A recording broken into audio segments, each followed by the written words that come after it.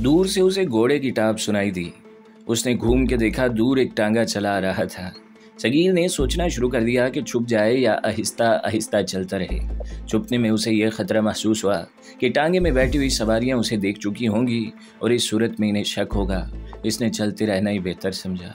टांगा करीब आ गया। सगीर ने एक बार फिर मुड़ के देखा। तांगे की छत नहीं थी और चांदनी में सिर्फ तांगा बान नजर आ रहा था। तांगे की रफ्तार कम हो गई। सगीर आहिस्ता आहिस्ता चलता रहा। उसने देख लिया था कि तांगे में कोई और सवारी नहीं। कहाँ जा रहे हो भाई? सगीर को तांगा बान की आवाज़ सुनाई दी। सगीर रुक गया और फिर तांगा भी उसके पास आकर रुक गया। आओ बैठ जाओ, तांगा बान ने कहा। जाना कहाँ है? जो जी चाहे दे देना, मैं अपने गाँव को वापस जा रहा हूँ। सगीर के पास इंडिया की करेंसी के 1,500-2,000 रुपए थे, जो इसे पाकिस्तान में ही दे दिए गए थे। चूंकि सरहद पार करनी थी, इसलिए कुछ पता नहीं था कि क्या हो जाए और साथी बिछड़ जाएं। सगीर को बता दिया गया था कि इस सूरत में वो कहाँ जाए। इस रकम के अलावा सगीर को एक लंबा चाकू भी दिया गया था, जो उसने खतरे के वक्त इस्तेमाल करना था। अस्पताल में उसे अस्पताल का पजामा और बुश शर्ट पहना दी गई। उसने अपने कपड़े और ये सारी चीज़ें अपने कमरे में रखी थी, जो वो फरार के वक्त अपने साथ ले आया था। क्यों भाई? तांगा बान ने एक बार फिर उसे कहा। चलना है तो आ जाओ, रात आधी गुजर गई है। नीचे आओ, सगीर ने तांगे वाले से कहा। मेरी एक बात सुन लो, फिर चलते हैं। तांगा बान तांगे से उतरा। जब वो सगीर के पास पहुंचा तो खुले हुए चाकू की नोक इसकी शहरक पर टिक गई, जिसकी चुभन को तांगा बान महसूस कर रहा था। मुझसे तुम्हें क्या मिलेगा भाई? तांगा बान ने लरसती हुई आवाज़ में कहा। गरीब आदमी हूँ, 50-60 रुपए सारे दिन में कमाए हैं, वो तुम ले लो। मेरा घोड़ा और मेरे बच्चे एक दिन भूखे रह लेंगे।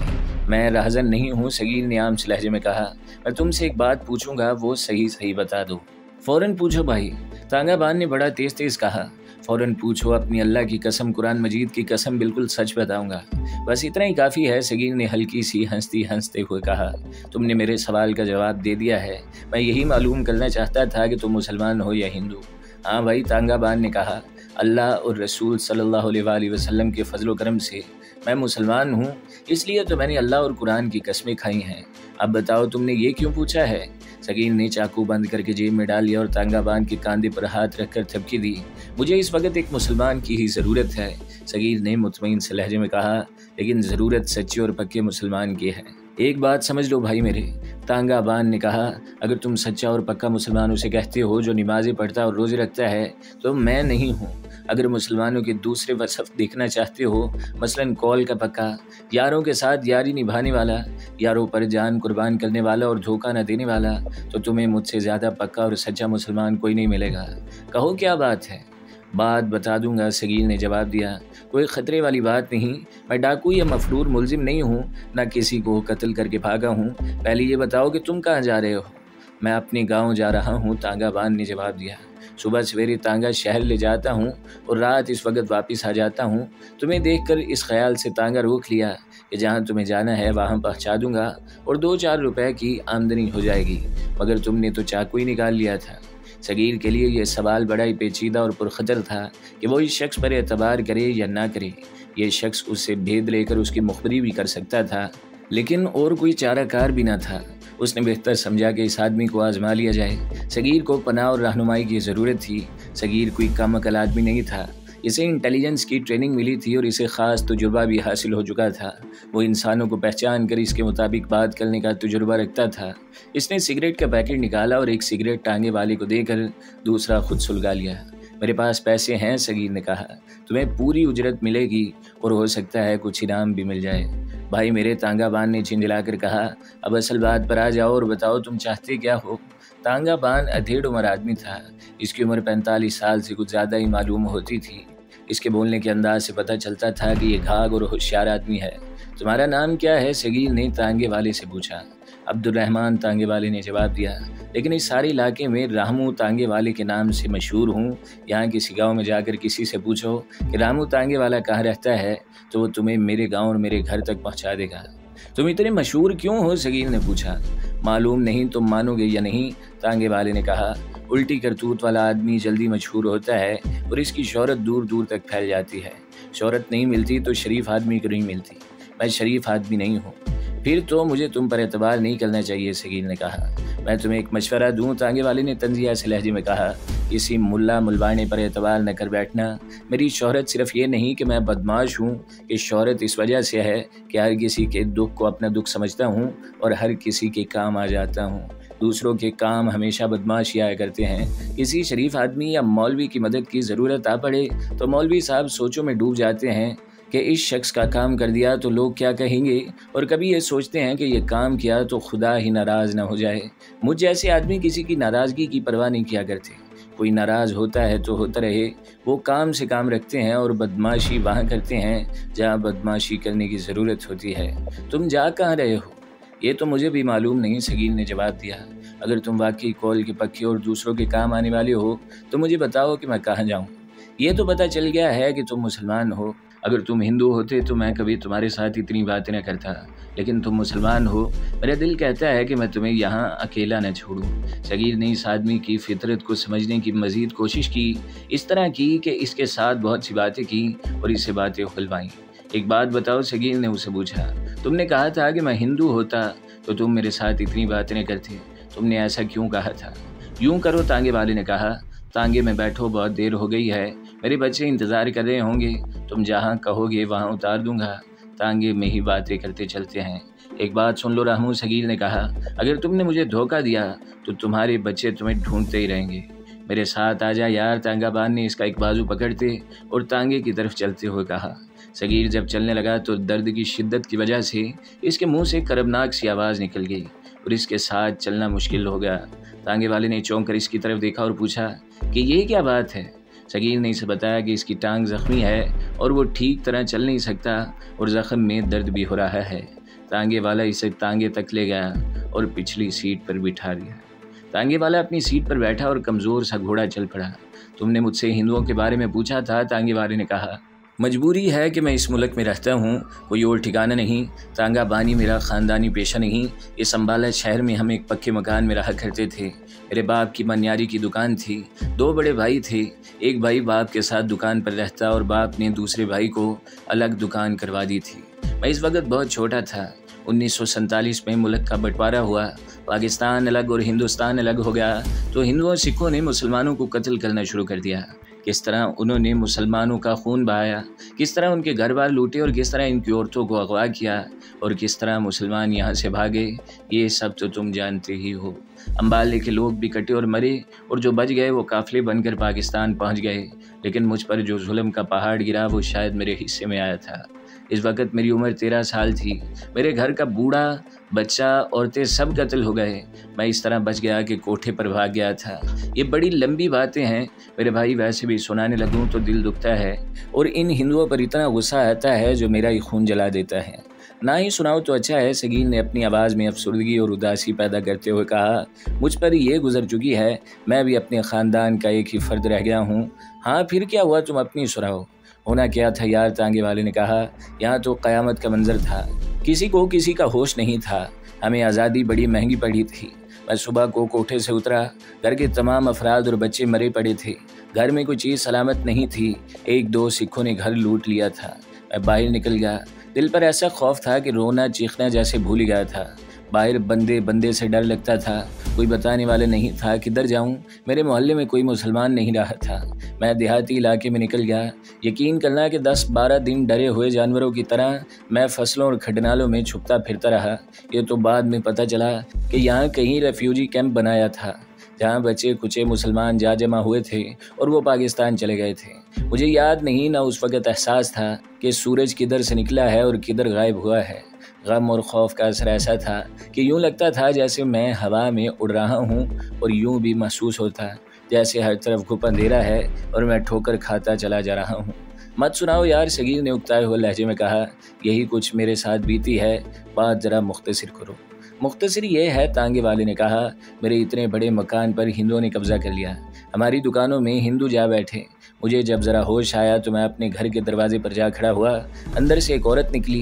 मैंने उसे कहा कि ये मेरा घर है। वो औरत तो पहले बड़ी ज़ोर से हंसी, फिर इसने मुझे धक्के देकर वहाँ से हटा दिया। फिर मैं अपनी दुकान पर गया, वहाँ भी हिंदू बैठे हुए थे।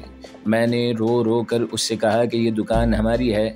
वहाँ एक हिंदू ने बाजू से पकड़कर दुकान से बाहर ला खड़ा किया और कोसने लगा और कहने लगा कि फिर यहाँ कभी ना आना, वरना जिस तरह यहाँ के मुसलमान कत्ल हुए हैं इसी तरह तुम्हारा सर भी उतार देंगे। मैंने भीख मांगनी शुरू कर दी। बाजार में देहाती से एक आदमी ने, जो मेरा मालूम होता था, मुझसे अपना कुछ सामान उठवाया और अड्डे तक ले गया। इसने मुझे पैसे दिए। मैं रो पड़ा और इसे अपना हाल सुनाया। वो जिम्मेदार था, मुझे अपने साथ गांव में ले गया। इस गांव में ज़्यादातर मुसलमान रहते थे। ये 1950 की बात है। कत्लो गारत बंद हो गई थी। मुसलमान जो पीछे रह गए थे उन्होंने अपने काम काज और खेती बाड़ी वगैरह शुरू कर दी थी। इस आदमी ने अपने घर रख लिया मुझे। मेरी उम्र अब 14-15 साल हो गई थी। मैं तो इस उम्र में जवान लगता था। तुम जानते हो भाई, भिखारी का इखलाक क्या होता है। मैंने छोटी मोटी चोरियां शुरू कर दी और पेट भरने के लिए क्या क्या पापड़ बेले। मैं बड़ा होता गया और गांव में ही मेरी सादगी एक रास्ते पर चलती पड़ी। फिर 5 साल गुजरे तो गरीब सी एक लड़की के साथ शादी हो गई। फिर तुम बदमाश किस तरह बन गए। कुत्ते जब खाने वाली किसी चीज़ पर आपस में लड़ते हैं तो वो चीज़ उस कुत्ते के हाथ में आती है जो सबसे ज़्यादा ताकतवर होता है, तांगे वाले ने जवाब दिया। मेरी हालत भी यही थी। मैंने यही सीखा कि सीधे हाथ से कुछ नहीं मिलता। मैंने लड़कपन ही में हाथ पल्ला मारना शुरू कर दिया था। बड़े पक्के बदमाशों की शागिर्दी में बैठा, उनकी खिदमत की। फिर छोटे मोटे डाकुओं और पेशावर चोर उचकों के साथ भी बैठना शुरू कर दिया। तांगा बनाया तो वो भी इन लोगों ने इस्तेमाल किया। फिर मेरी रसाई तवाइफों तक गई। उन्हें ग्राहकों की ज़रूरत होती थी। मैंने इनके लिए शहर से ग्राहक तलाश किए और बिठा कर तांगे में ले जाने लगा। जिस तवाइफ के लिए मैं ग्राहक ले जाता था इसे कमीशन लेता। ये सिलसिला अब भी चल रहा है। बस ये है मेरी ज़िंदगी। अब अपनी कहो। मेरी बिपता तो तुमने अपनी ज़ुबान से सुना डाली है। सगीर ने झूठ बोला और कहा, फ़र्क ये है कि तुम अम्बाला में थी और मैं जलंधर में। मैं भी अपने ख़ानदान में अकेला बचा था। उस वक़्त मेरी उम्र 5-6 साल थी, शायद इससे भी कम हो। मेरे बचाने वाले मुझे पाकिस्तान ले गए थे। तुम तो शायद अपने घर बाहर को भूल चुके होगे। मैं नहीं भूला। मैं जब बड़ा हुआ तो मुझे बताया गया कि जालंधर का रहने वाला था और मेरे घर के तमाम अफराद कत्ल कर दिए गए थे। मुझे वो वक़्त ख्वाब की तरह याद है। मेरा गांव तो आ गया है। तांगे वाले ने कहा, तुम बताओ कहाँ जाओगे। तांगा रोक लो, सगीर ने कहा। मैं अपनी बात पूरी कर लूँ फिर आगे चलेंगे। दरअसल भाई मेरे, मुझे तुम्हारी मदद की ज़रूरत है। मेरा मसला ये है कि जूँ जूँ बड़ा होता गया मुझे मेरा जलंधर वाला घर और माँ बाप और घर के दूसरे अफराद रोज़ बरोज़ ज़्यादा से ज़्यादा याद आते रहे। होना तो ये चाहिए था कि वक़्त के साथ साथ मैं इन सब को भूल जाता। मैं पाकिस्तान में जिस घर में पलकर जवान हुआ वो बड़े ही ख़ानदानी लोग थे। उन्होंने मुझे अपना बेटा समझकर पाला, पढ़ाया भी और पढ़ा लिखा कर बड़ी अच्छी नौकरी भी दिला दी। वो तो मेरी शादी भी करा देना चाहते थे, लेकिन मैंने मालूम नहीं क्या किया कि शादी की तरफ तवज्जो ही नहीं दी। शादी कर लेते तो अच्छा था, तांगा बान ने कहा। तुम अपने सारे ख़ानदान को भूल जाते और तुम्हारी ज़िंदगी सुखी हो जाती। अपने वालिदैन वगैरह को याद करते हुए जो भी मुझे देखता और सुनता था वो यही मशवरा देता कि मैं शादी कर लूँ, सगीर ने कहा। लेकिन अपने जालंधर वाले घर और अपने ख़ानदान की याद मेरे दिमाग में एक जुनून बल्कि एक पागलपन की सूरत इख्तियार कर चुकी थी। मैंने तहिया कर लिया कि एक बार जालंधर जाऊँगा। मैंने इन लोगों से जो मुझे जालंधर से लाए थे अपने घर और मोहल्ले की निशानियाँ पूछनी शुरू कर दी। इन्हें खुद भी वो मोहल्ला और छोड़े हुए घर याद आते थे, इसलिए वो मुझे मज़े ले लेकर छोटी छोटी बातें भी बताते रहते थे। मैंने ये सारी निशानियाँ अपने ज़हन में महफूज कर लीं। फिर उधर से इधर से पूछना शुरू कर दिया कि मैं जालंधर किस तरह जा सकता हूँ। अगर यहाँ मेरा कोई अजीज़ रिश्तेदार होता तो मैं उससे मिलने का जवाज़ पैदा करके वीज़ा ले लेता, लेकिन हिंदुस्तान में आने का मेरे पास कोई जवाज़ नहीं था, इसलिए मैं गैर कानूनी तौर पर ही इधर आ गया। मैंने इंडियन करेंसी इकट्ठी करनी शुरू कर दी और काफ़ी पैसे जमा कर लिए। और एक रोज़ दिमाग ऐसा ख़राब हुआ कि मैं रात को चल पड़ा और अंधाधुंध सरहद पार कर ली। इतना ज़्यादा पढ़ा लिखा होने के बावजूद मैंने ये सोच लिया था कि सरहद पार करना कोई मुश्किल काम नहीं, लेकिन हुआ ये कि अचानक एक तरफ से आवाज़ आई कि रुक जाओ, कौन हो। मैं रुकने की बजाय दौड़ पड़ा। अकल ऐसी फिरी कि पाकिस्तान की तरफ दौड़ने की बजाय मैं इस तरफ को भाग उठा। एक गोली चली जो मेरी टांग से गुजर गई। बड़ी हिम्मत वाले आदमी हो यार, टांगा बान ने कहा। गोली खाकर तुम अम्बाला तक पहुंच गए, मरहम पट्टी कहाँ कराते रहे हो। तुम जैसा ही एक दर्दमंद आदमी मिल गया था, सगीर ने नहायत चाबकदुस्ती से झूठ बोलते हुए कहा। जिस तरह तुम इत्तेफाक से मिल गए हो और तुम हो भी मुसलमान और तुम्हारे दिल में वही दर्द है जो मेरे दिल में है। इसी तरह सरहद से थोड़ी दूर एक गांव में एक मुसलमान मिल गया। मैंने इसे बताया तो इसने मुझे घर में छुपा लिया। मरहम पट्टी भी की। खुदा का शुक्र है कि हड्डी नहीं टूटी, गोली पट्टे से गुजरी है। वो एक गरीब आदमी था। 3-4 दिन उसने अपने घर में रखा और एक दिन पुलिस आ गई। मैं उठते बैठते अल्लाह का शुक्र अदा करता हूँ कि इसकी ज़ात बारी ने हर मुश्किल में मेरी दस्तगीरी की। पुलिस घूम फिर कर चली गई, लेकिन ये ख़तरा पीछे रह गया कि मैं किसी भी वक्त पकड़ा जा सकता हूँ। मुझे जिन लोगों ने पनाह दी थी वो देहाती और अनपढ़ किस्म के लोग थे। वो मुझे सिर्फ छुपा सकते थे, मेरी रहनुमाई करने की अकल नहीं रखते थे। मैं एक दिन उनके घर से निकल गया। बदकिस्मती से मैं गलत बस में बैठ गया और इस तरह खजल ख़राब होते यहाँ तक पहुँच गया। इतनी लंबी बात क्या सुनोगे? तुम्हारी बात समझ ली है, रामू तांगे वाले ने कहा। तुम तो बड़े बुरे जाल में फंस गए हो। अगर तुम पकड़े गए तो कहेंगे कि तुम पाकिस्तान के जासूस हो। अगर ये इल्ज़ाम साबित न हुआ तो तुम्हें गैर कानूनी तौर पर इस मुल्क में दाखिल होने के जुर्म में सज़ा दे देंगे। तुम ज़ख्मी भी हो, तुम्हें पनाह चाहिए और पनाह भी ऐसी हो जिस पर किसी को शक भी ना हो। मुझे सोचने दो कि मैं तुम्हारी ये मदद कर सकता हूँ या नहीं। मदद करोगे तो पूरी उजरत दूंगा, सगीर ने कहा। मेरे पास तकरीबन $2,500 हिंदुस्तानी रुपए हैं। जितना मांगोगे उतना दूंगा। लानत है रामू तांगे वाले पर कि वो एक पैसा भी वसूल करे, तांगे वाले ने कहा। मैं चरसी हूँ, अफीमी हूँ, शरीफ आदमी बिल्कुल नहीं हूँ, लेकिन ये मैं कभी नहीं भूला कि मैं मुसलमान हूँ और हिंदू मेरे दुश्मन है। मैं अपने ख़ानदान के खून के एक कतरे का भी बदला नहीं ले सकता।